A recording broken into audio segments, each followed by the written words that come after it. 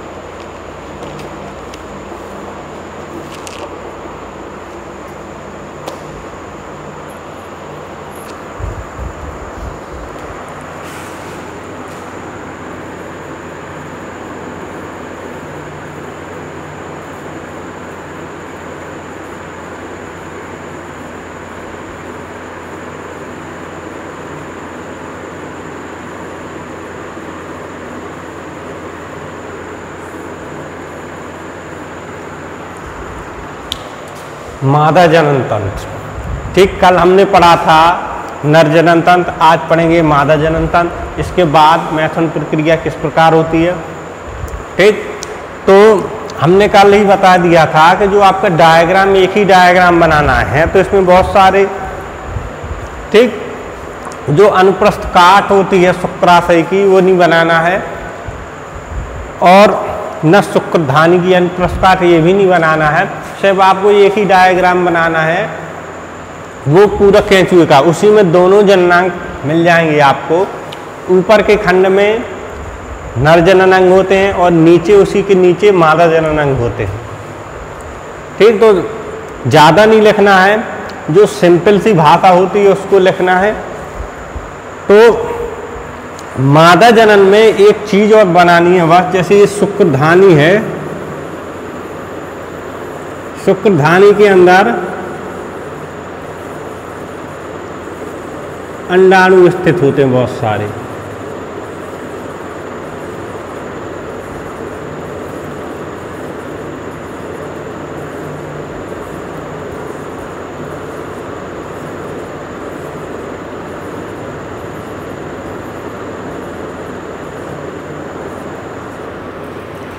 ठीक, ये होते हैं अंडाशय।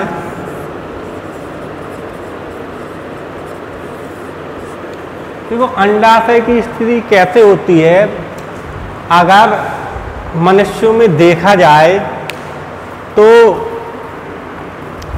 जो अंडकोशिका होती है, जो मादा में अंडाशय होते हैं, वो मादा के जन्म के समय, जब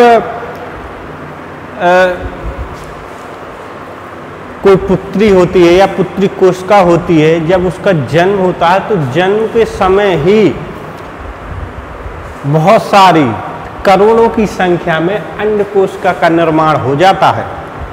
ठीक, और जैसे ही पुत्री कोशिका का जन्म होता है या पुत्री का जन्म होता है, तो फिर अंड कोशिकाएं बनना बंद हो जाती हैं। फिर वो धीरे धीरे परिपक्व होती हैं, 14 साल के बाद वो अंड कोशिकाएं निकलना स्टार्ट हो जाती हैं, जिसे अंड कहते हैं। ठीक, फिर वो धीरे धीरे निकलती हैं कंटिन्यूसली। ठीक, तो अंड कोशिकाओं का निर्माण भ्रूण के समय हो जाता है। जैसे ही बच्ची जन्म लेती है तो अंड कोशिकाएं निकलना बंद हो जाती हैं, और ये जो अंड कोशिकाएं होती हैं, जो अंडाशय होता है, ठीक, देखो आपके सिलेबस में है नहीं, ये बायोलॉजी में है पूरा। जो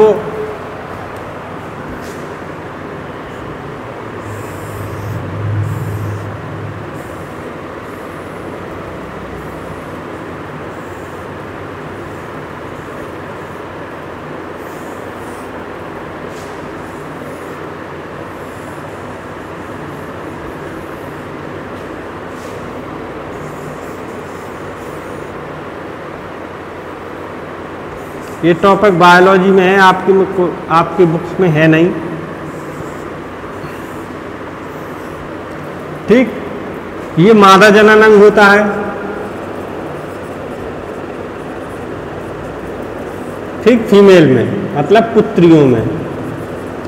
तो जो अंड कोशिका होती है, अंड जननी कोशिकाएं होती हैं, वो लाखों करोड़ों की संख्या में अंडाशय, ये होता है अंडाशय, ये होती है अंडवाहिनी। ठीक, तो और इसका ये स्ट्रक्चर ऐसे फिंगरी बोलते हैं।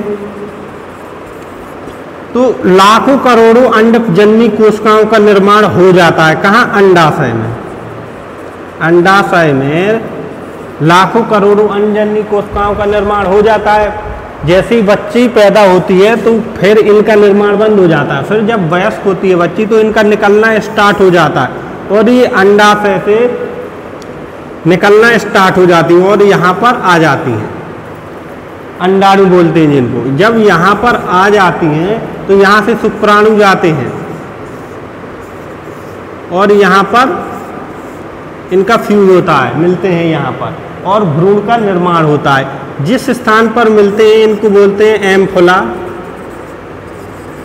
Isthmus, junction. इस स्थान को बोलते हैं एम्फोला, इस्थमस, जंक्शन। यहीं पर भ्रूण का निर्माण, क्योंकि ये दोनों मिलते हैं, संलयन करते हैं, तो यहीं से भ्रूण का निर्माण होने लगता है। ठीक, ऐसे ही जस्ट इसी प्रकार से बहुत सारी अंड कोशिकाओं का निर्माण हो जाता है, फिर ये धीरे धीरे निकलती हैं। ठीक, तो जो आपको सिर्फ एक ही चित्र बनाना है इसमें, इसका लिखने के बाद बना लेना, चाहे पहले ही बना लेना। पहली हेडिंग ये डालना है मादा जनन तंत्र। तो इसमें आपको लिखना है मादा जनन तंत्र में निम्नलिखित अंग होते हैं। मादा जनन तंत्र में निम्नलिखित अंग होते हैं। मादा जनन तंत्र में निम्नलिखित अंग होते हैं। नंबर 1 लिखना है अंडाशय।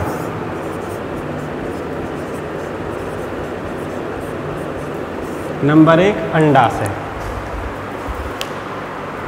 मादा जनन तंत्र में निम्नलिखित अंग होते हैं। नंबर 1 अंडाशय। इसमें लिखना है एक जोड़ी बड़े एवं सफेद, एक जोड़ी बड़े एवं सफेद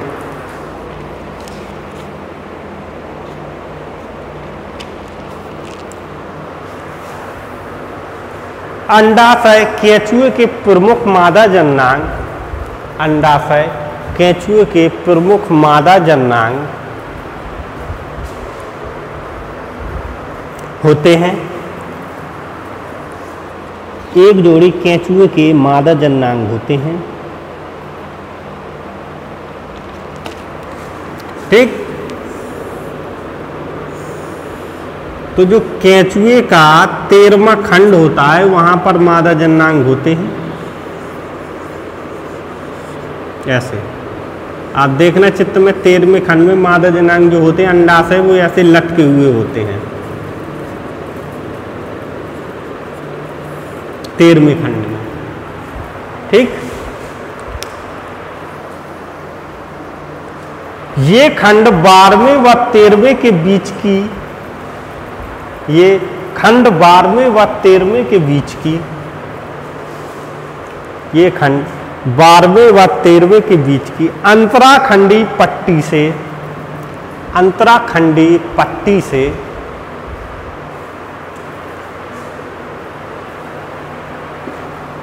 तंत्रिका रज्जु के इधर उधर, तंत्रिका रज्जु के इधर उधर 13वें खंड की गुहा में लटके रहते हैं।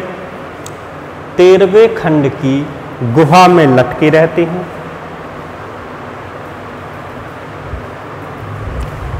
वृषणों की भांति प्रत्येक अंडाशय भी, वृषणों की भांति प्रत्येक अंडाशय भी कई अंगुली समान प्रवर्ध, कई अंगुली समान प्रवर्धों का बना होता है। मतलब जिस प्रकार से वृषण प्रवर्धों के जैसा होता है वैसे ही अंडाशय भी कई प्रकार के प्रवर्धों से बना होता है।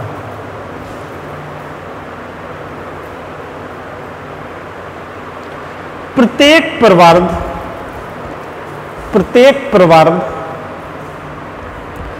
परिपक्वशील अंडाणुओं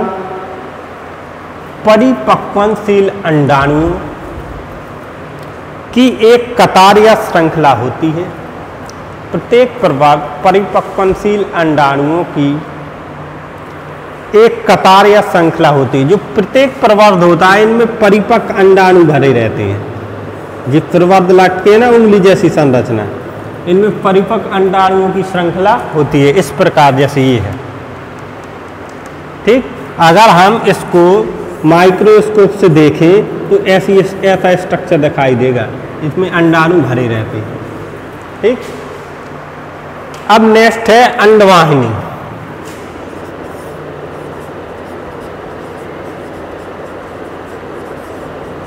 नेक्स्ट हेडिंग है अंडवाहिनी।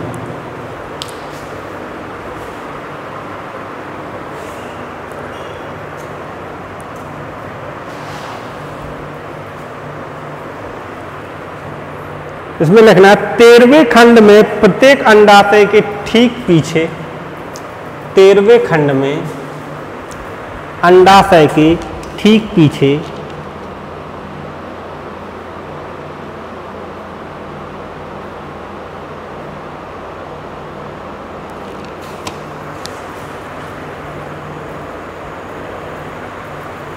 प्रत्येक अंडाशय के ठीक पीछे एक छोटी सी रोमा भी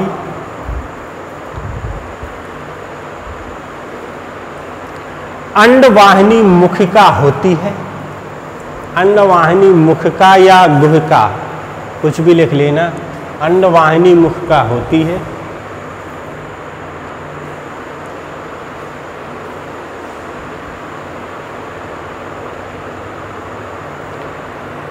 यह मुखिका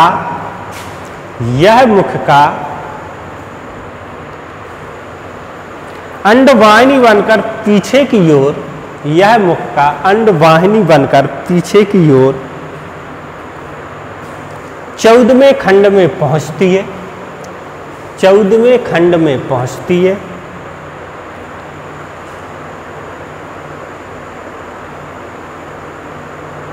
जहां पर दोनों ओर की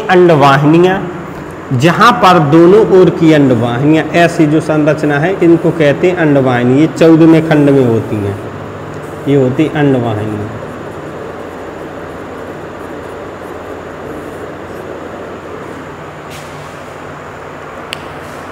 चौदहवें खंड में पहुंचती है। यहां दोनों ओर की अंडवाहिनियां बीच में मिलकर एक ही मादा जनन छिद्र से बाहर की ओर खुलती हैं। एक ही मादा जनन छिद्र से बाहर की ओर खुलती हैं। जब ये दोनों मिल जाती हैं ऐसे, तो यहाँ पर ये जो होता है ये मादा जनन छिद्र होता है। ये दोनों बाहर की ओर खुलती हैं बीच में। बाहर की ओर खुलती हैं। परिपक्व अंडाणु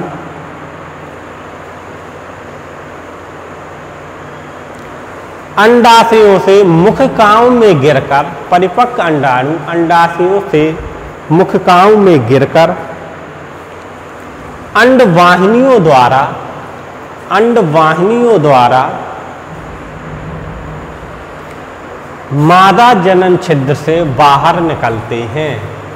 मादा जनन छिद्र से बाहर निकलते हैं।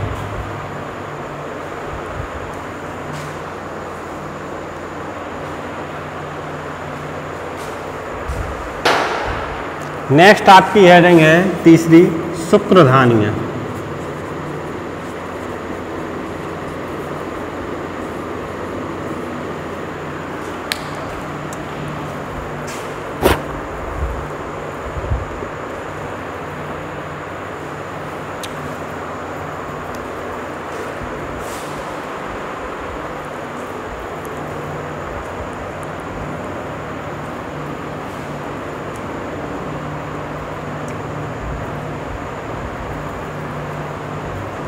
शुक्राणुएं क्या होती हैं? जहाँ पर शुक्राणुओं का निर्माण होता है, जहाँ पर शुक्राणु स्थित होते हैं, उन्हें कहते हैं हम शुक्राणुएं।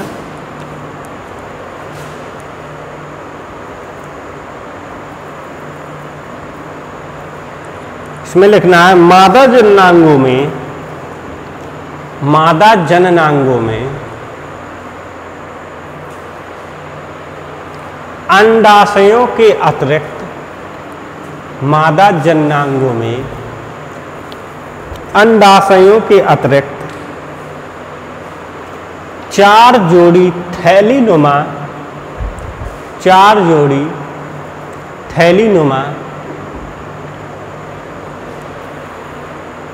शुक्रधानियां होती हैं।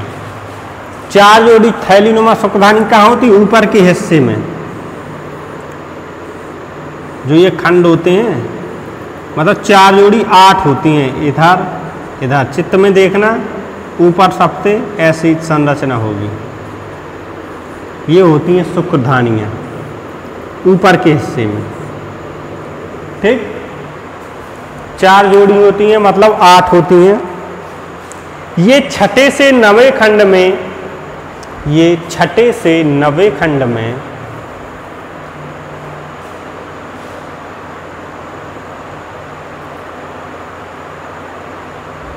एक होती हैं।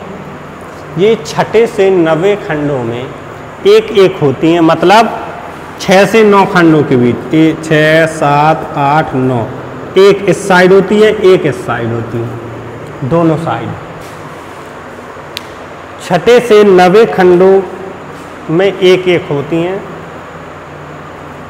प्रत्येक शुक्रधान वाहिका एक मिनट इसके प्रमुख चौड़े भाग को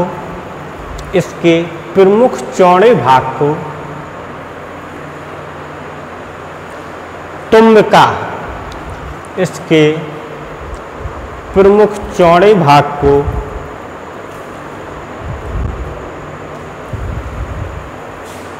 तुम्बिका तथा सक्रिय ग्रीवा को शुक्रधान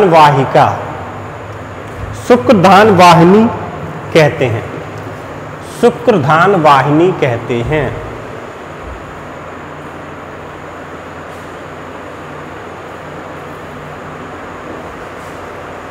ठीक, जो चौड़ा भाग होता है इसका, ठीक, उसे तुम्बिका कहते हैं, और जो सकरा भाग होता है उसे शुक्रधान वाहिनी कहते हैं। ठीक, तो 4 जोड़ी होते हैं, एक इस साइड, एक इस साइड। ठीक, कितने खंड में? छठवें, 7वें, 8वें, 9वें खंड में ये दोनों ओर स्थित होते हैं। चित्र में देख लेना, दिख जाएंगे।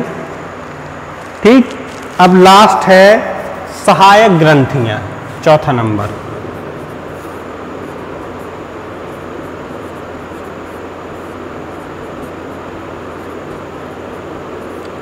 सहायक ग्रंथियां।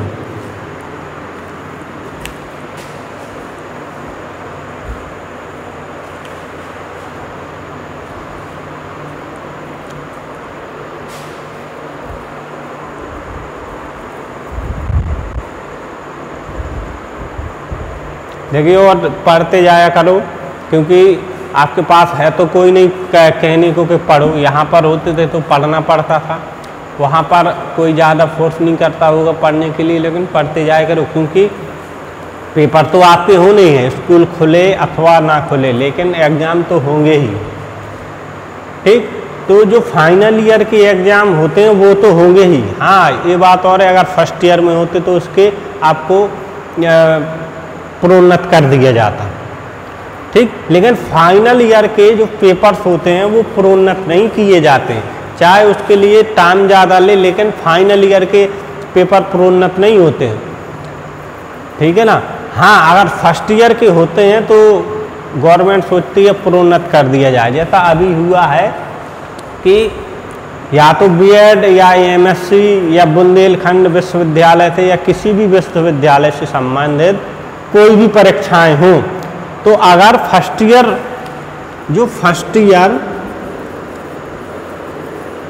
के स्टूडेंट हैं उनको प्रोन्नत कर दिया। क्या कर दिया? प्रोन्नत, मतलब उनके नंबर दे दिए जाएंगे। सेकेंड ईयर में जब पेपर देंगे उसी आधार पर फर्स्ट ईयर के नंबर भी दे दिए जाएंगे, इनके पेपर नहीं हुए।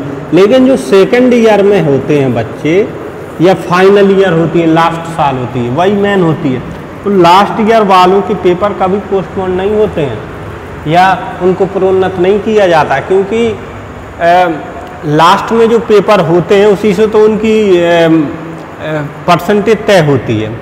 ठीक, तो जो लास्ट में पेपर होते हैं वो जरूर होते हैं, वो कभी प्रोन्नत नहीं किया जाएगा। आपके पेपर होंगे चाहे जब तक हों। ठीक है, तो आपको पढ़ते जाना है। जैसे बीएड होता है, बीएड में क्या होता है कि फर्स्ट ईयर और सेकेंड ईयर 2 ईयर में पेपर होते हैं, तो फर्स्ट ईयर वालों को प्रोन्नत कर दिया, लेकिन सेकेंड ईयर वालों के पेपर होंगे। एमएससी में 4 सेमेस्टर होते हैं, तो फर्स्ट सेकंड थर्ड, अगर फर्स्ट सेमेस्टर में कोई है, सेकंड में है, थर्ड में है, तो उनको प्रोन्नत कर दिया। लेकिन जो फाइनल सेमेस्टर होता है, फोर्थ सेमेस्टर, उसमें किसी को प्रोन्नत नहीं किया, उसके पेपर होंगे। ये हाई कोर्ट ने कहा है कि फाइनल ईयर वालों के पेपर रद्द नहीं होंगे, उनके पेपर होंगे। तो तुम्हारा इंटर है, इंटर के तो वैसे भी नहीं होंगे। फर्स्ट ईयर होता तो सोच लो चलो हो जाते, लेकिन इंटर के पेपर नहीं प्रोफॉन होंगे, तो आपको पढ़ते जाना है। ठीक है, हाँ हाँ ठीक।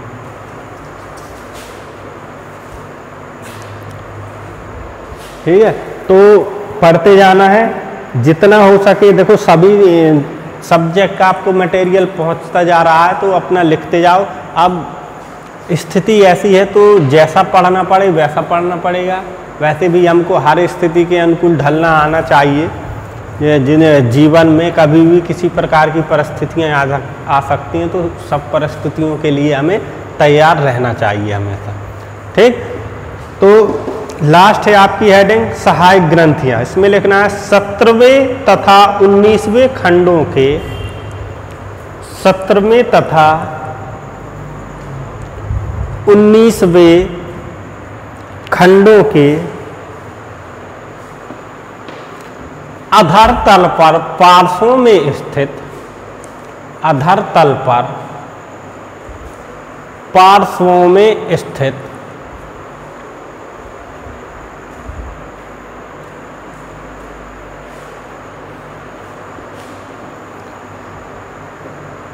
जोड़ीदार जनन या मैथुन अंकुरों के नीचे, जोड़ीदार जनन या मैथुन अंकुरों के नीचे ग्रंथिल कोशाओं के झुंड होते हैं, ग्रंथिल कोशाओं के झुंड होते हैं।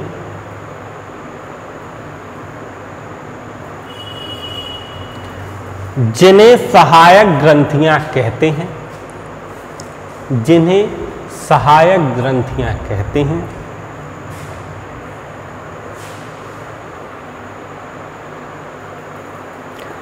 ये ग्रंथियां अंकुरों पर खुलती हैं, ये ग्रंथियां अंकुरों पर खुलती हैं।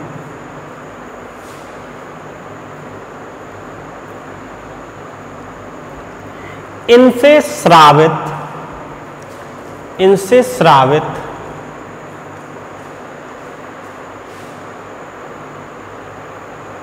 लसदार पदार्थ, इनसे स्रावित लसदार पदार्थ मैथुन में सहायता करता है, मैथुन क्रिया में सहायता करता है, ऐसा लिख लेना, मैथुन क्रिया में सहायता करता है। ठीक, तो जो आपका नर जनन अंग और मादा जनन अंग ये दोनों हो गए आपके। ठीक, कि नर जनन अंग कौन कौन से होते हैं, मादा जनन अंग कौन कौन से होते हैं और कितने कितने खंडों में स्थित रहते हैं। अब आपका लास्ट टॉपिक बचा है मैथुन प्रक्रिया किस प्रकार से होती है। इसमें तो मैथुन प्रक्रिया को कल बताएंगे और उसी कल में उसी के साथ साथ आपको बता देंगे कि केंचुए का आर्थिक महत्व क्या होता है। ठीक, तो कृषि क्षेत्र में केंचुए का बहुत महत्व होता है। कई किसान तो क्या करते हैं, केंचुए की पेटियां खरीदते हैं और अपने खेतों में डालते हैं। तो केंचुआ क्या होता है, खेत की मिट्टी को भुरभुरा बना देता है, जिससे उसमें क्या होती है, ऑक्सीजन, नाइट्रोजन आदि गैसें क्या होती हैं, अंदर तक पहुंच जाती हैं, जिससे फर्टिलिटी एबिलिटी बढ़ती है भूमि की, मतलब उन्नतशीलता बढ़ती है भूमि की, अच्छी पैदावार होती है। तो केंचुए का कृषि क्षेत्र में बहुत महत्व होता है। तो इसके बाद कल बताएंगे मैथुन प्रक्रिया किस प्रकार होती है। इस वीडियो में बस इतना ही। ठीक।